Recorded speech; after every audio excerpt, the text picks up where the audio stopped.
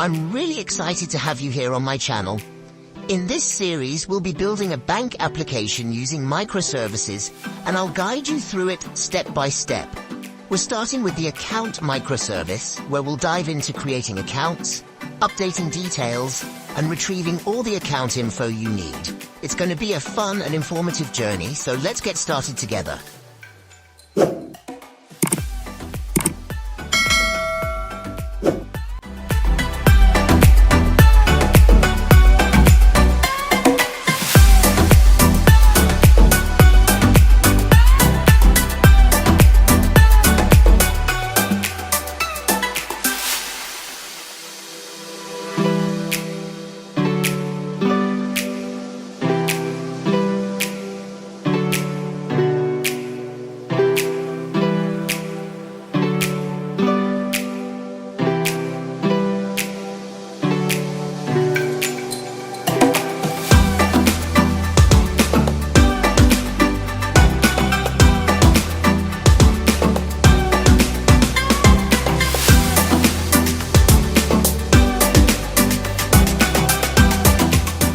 Spring Data JPA is what we'll be using to interact with our database. It really makes things easier by handling the database operations for us, with built-in methods for creating, reading, updating and deleting data. That way, we don't have to worry about writing SQL queries ourselves. It's all taken care of, letting us focus on the fun parts of development.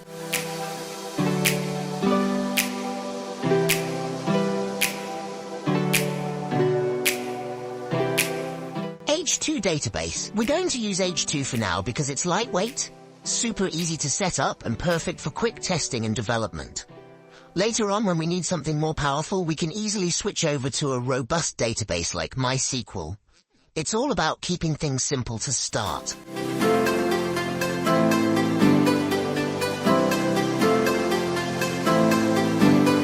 Spring Boot Actuator. It's a really handy tool for interacting with our database. It makes things so much simpler by providing built-in CRUD operations, create, re-update and delete, so we don't have to manually write SQL queries. It's all taken care of for us, making database operations so much easier to manage.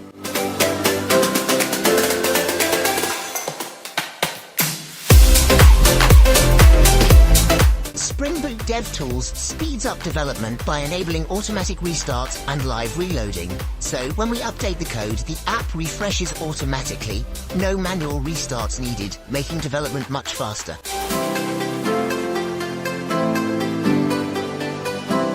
Lombok is a great library that helps us cut down on repetitive code. By using handy annotations like getter, setter, and noargs constructor, we can skip writing all those boilerplate getter, setter, and constructor methods for our classes.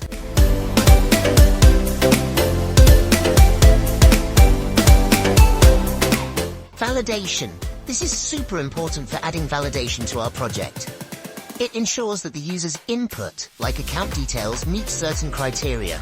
For example, we'll make sure the account number isn't left empty and the balance is always a positive number.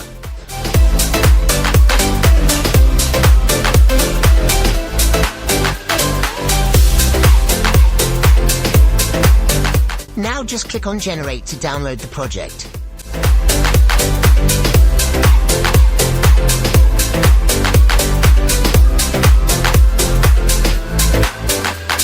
Now, extract the downloaded folder and open it in your IDE.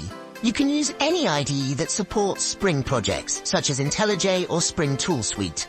In this tutorial, I'll be using IntelliJ, but feel free to use your favorite IDE to develop the project.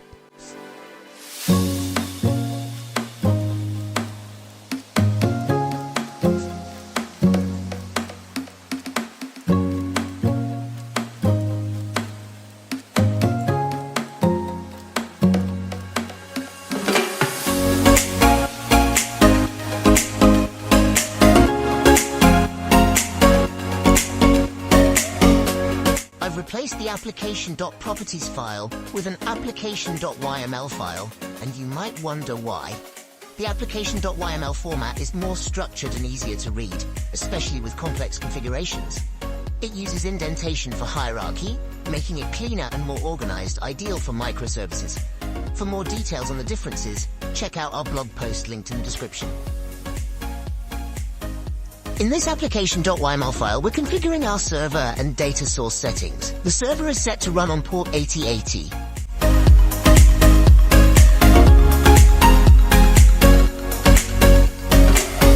We're using an in-memory H2 database with the connection URL JDBC H2 memtestdb, the default H2 driver, and no password.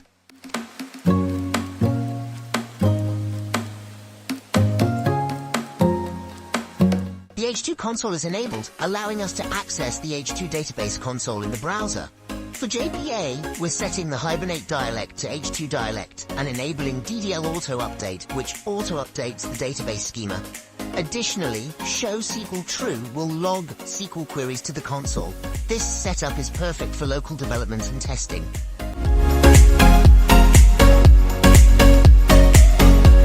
In your project, inside the resources folder, create a new file called schema.sql.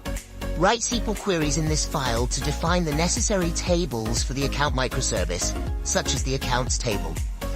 If you need pre-written SQL scripts, feel free to check our project's GitHub repository. But I highly recommend writing the SQL yourself. It'll give you a solid understanding of the database structure and boost your confidence. To connect to the H2 database, first, start your application. Once it's running, open your browser and navigate to http://localhost 880/h2-console. On the H2 console page, enter JDBC H2 memtestdb as the JDBC URL, use SA as the username, and leave the password field blank. Then click Connect to access the H2 database console, where you can run SQL queries and explore your database. Now let's move on to creating the entity package in our project, which will contain the data models mapped to the database tables. First, we'll create a base entity class to hold common metadata like created date and updated date. The created date should only be set once when the entity is created, and to ensure it doesn't get updated, we'll use the @column updatable equals false annotation. This base entity will help track when records are created or updated in our system. Next, let's create the customer entity, which represents a table in the database, and we'll annotate it with @entity. Instead of using Lombok's @data annotation, we'll go with @getter, @setter, and @toString individually to avoid generating unnecessary methods like hashcode and equals. This approach gives us more control over the entity. For the mobile number field, we'll use the @column equals mobile number annotation to map it to the corresponding column in the database, ensuring the data is correctly stored and retrieved.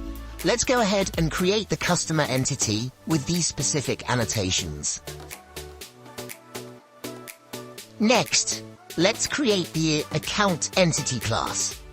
This class will handle account-related data in our application.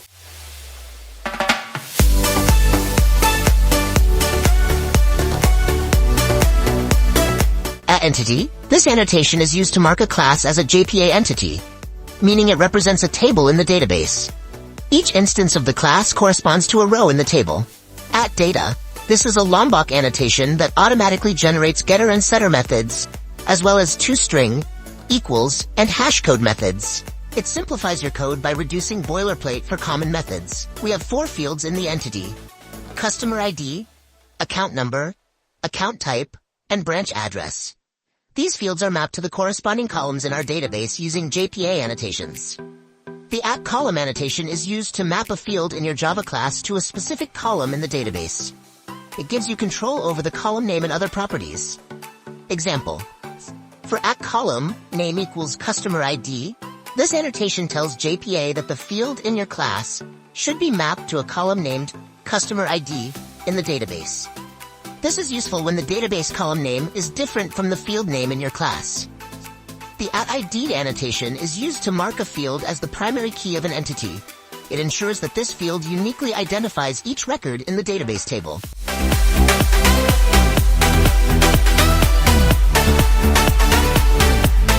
Next, let's create a DTO data transfer object package within the com.codrake.account package. DTOs are used to transfer data between different layers of the application without exposing the entire entity directly.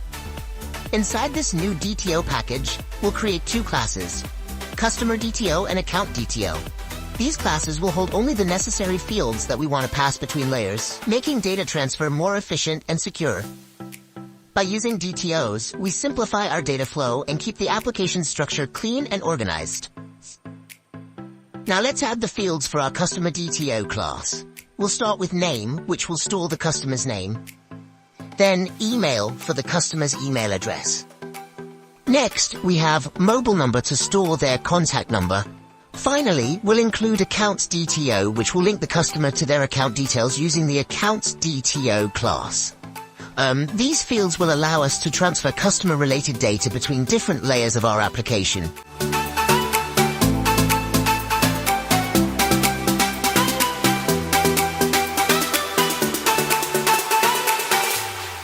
Now let's move on to the Accounts DTO class.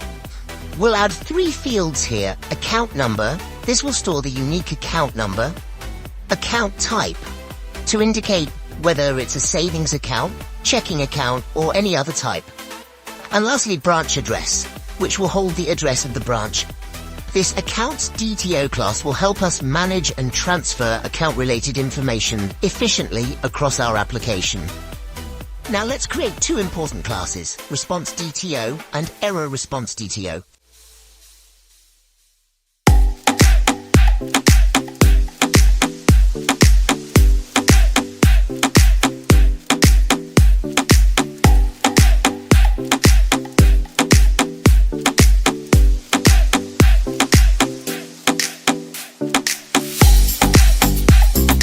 First, for the Response DTO class, we have two fields, status code and status MSG. These will be used to return a simple status message, either indicating success or failure of an operation.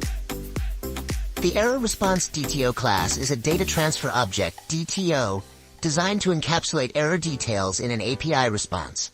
It includes the following fields. API path, the path of the API where the error occurred. Error code, an HTTP status object representing the specific HTTP status code associated with the error. Error message, a message describing the error. Error time, a timestamp, local date time indicating when the error occurred. This class helps standardize and structure error responses for better client-side handling and debugging. Let's start by creating the account repository. This repository is responsible for managing all database operations related to accounts.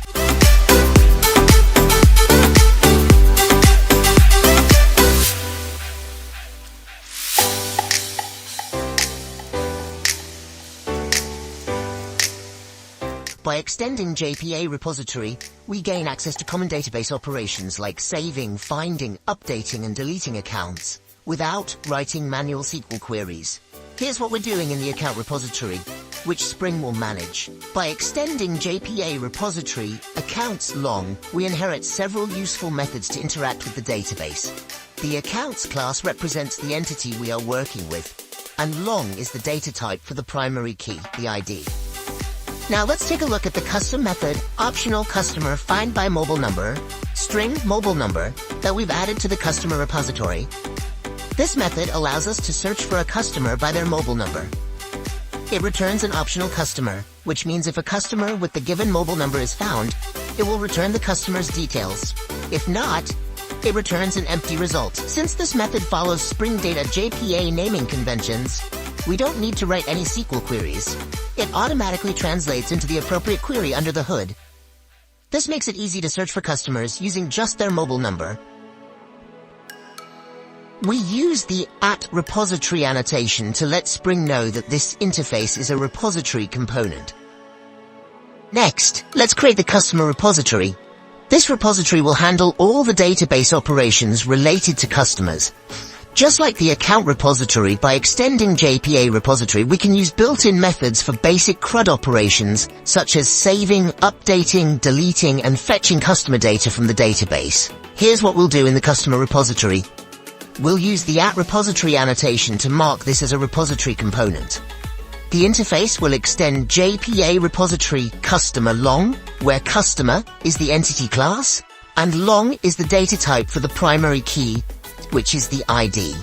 By doing this, we automatically inherit useful database methods provided by Spring Data JPA, making it efficient and straightforward to perform database operations on the customer entity. We're going to create the account constants class. This class will store all the constant values related to the account entity.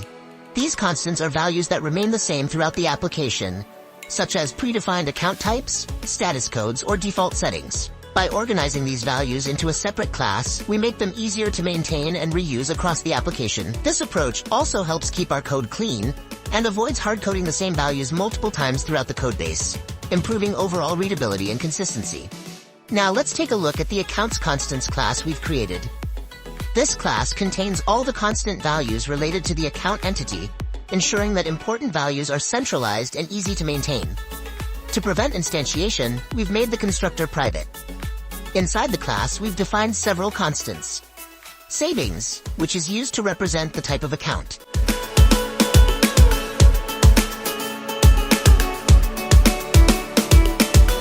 Address, which is a predefined address for our accounts. Corresponding messages, such as message 201, which indicates an account was created successfully, and message 200, for when a request is processed successfully.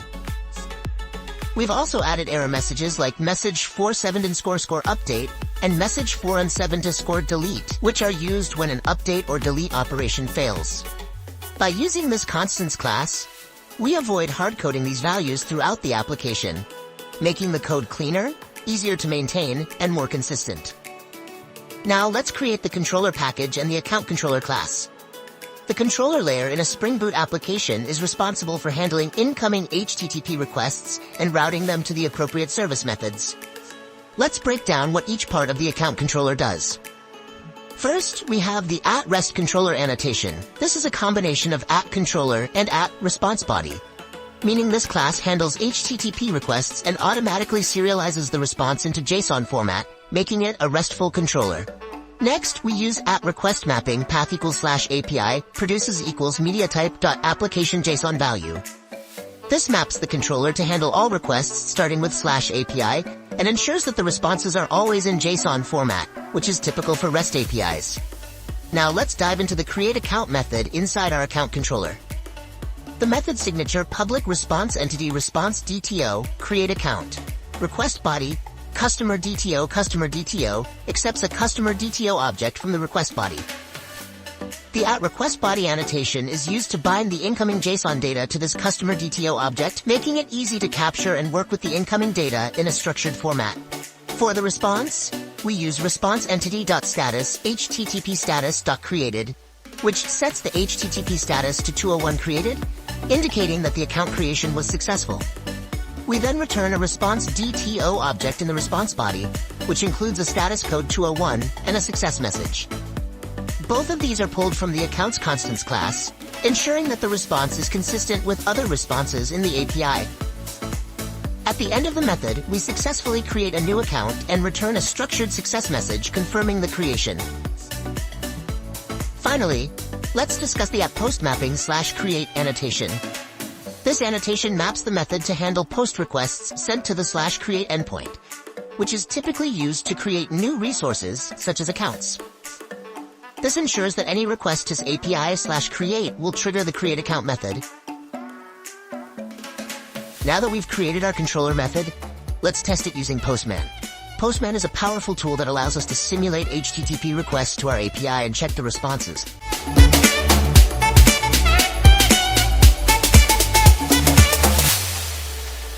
And create a new post request. Set the URL to http:/localhost:8080/API/create. In the body section of Postman, choose raw and select JSON format. Input some sample customer data in JSON format as the request body. Don't worry about validation just yet, as we're focusing on the response for now. Click Send to make the request. Once the request is sent, the API will process it. If everything is working correctly, you should receive a 201 status code, which indicates that a new resource has been created. The message, "Account created successfully," should appear, confirming that the account has been processed. This response is structured using the response DTO class we created earlier. ensuring consistency in how our API handles successful operations.